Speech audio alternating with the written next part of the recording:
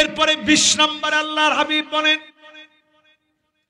সুম্মা ফাতহু বাইতুল মুকাদ্দাস, আবার বাইতুল মুকাদ্দাসের কান্না থেমে যাবে, আবার বাইতুল মুকাদ্দাসকে যিনি বিজয়ী বানায় দিবেন তিনি কে? আল্লাহ। দুইবার মুসলমানরা বিজয় অর্জন করেছে। হযরত ওমর রাদিয়াল্লাহু তাআলা আনহুর জামানায় একবার, সালাউদ্দিন আইয়ুবীর জামানার একবার, আরেকটা বার গর্জে উঠবে। সময় এমন আসবে মুসলমানদেরকে ইউসলিহুল্লাহু লাহু লাইলাতান ওয়াহিদা, এক রাত্রের ভিতরে যিনি বিজয় দিয়ে দিবেন তিনি কে?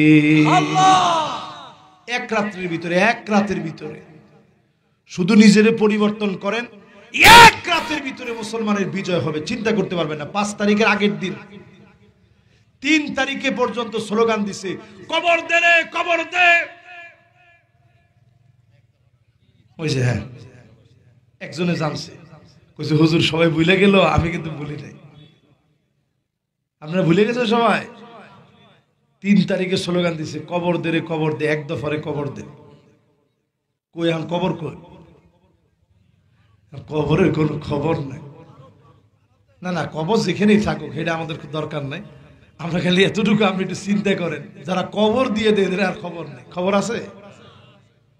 এবার একটু চিন্তা করেন মুসলমান, আল্লাহর ধরাটা কেমন কঠিন। এই জন্য আপনি যত মনে করবেন আমরা মনে হয় শেষ, ওইখান থেকে মুসলমানদেরকে যিনি বিজয় দিবেন তিনি কে? আল্লাহ। ভারত আমাদেরকে বলে 3 মিনিটে দখল করবে।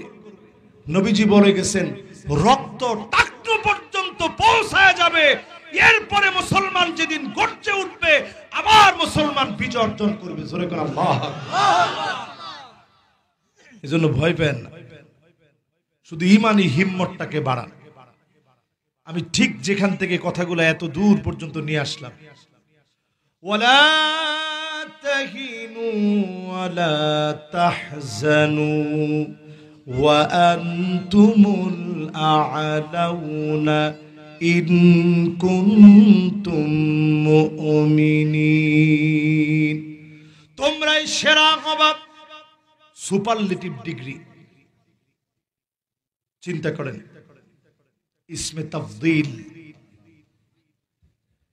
আল্লাহ তাআলা বুঝিয়ে দিচ্ছেন তোমরাই সব থেকে সেরা হবে যদি তোমরা মুমিন হতে পারো। মুমিন হতে পারছেন কিনা মিলান। শেষ একটা হাদিস বলি, প্রতিদিন ঘুমানোর সময় একবার করে মনে করবেন, ইদা সাররাতকা হাসানাতুক ওয়া সাআতকা সাইয়াতুক ফান্তা মুমিন। ভালো কাজগুলা যদি আনন্দ দেয়, ঘন্টার পর ঘন্টা মাহফিল শুনলেন, মনের ভিতরে যদি আনন্দ লাগে, বুঝে নিবেন আপনি মুমিন। গুনার কাজ করলে মনের ভিতরে যদি খারাপ লাগে, বুঝবেন আপনি মুমিন। এটা যার বাকি নাই, আপনার ঈমান দুর্বল হয়ে গেছে। আপনি বেশি বেশি করে লা ইলাহা ইল্লাল্লাহ পড়েন, জাদ্দিদু ঈমানাকুম, ঈমানটাকে নতুন করার চেষ্টা করেন। যিনি ঈমানকে নতুন বানায় দিবেন তিনি কে? আল্লাহ। আজ এই মাহফিলে ফিলিস্তিনের পক্ষে দোয়া হবে। মাদ্রাসা তালিবুল ইলম সহ সবাই আমরা বসবো। আর কিছু আমরা পারি নাই, রক্ত দেইনি, তাদের জন্য মরতে পারি নাই, শহীদ হইনি।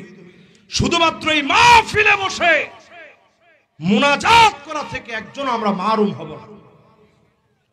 2 জন যুবক, মাশাআল্লাহ, তুমিও বসো বাজার, আসো।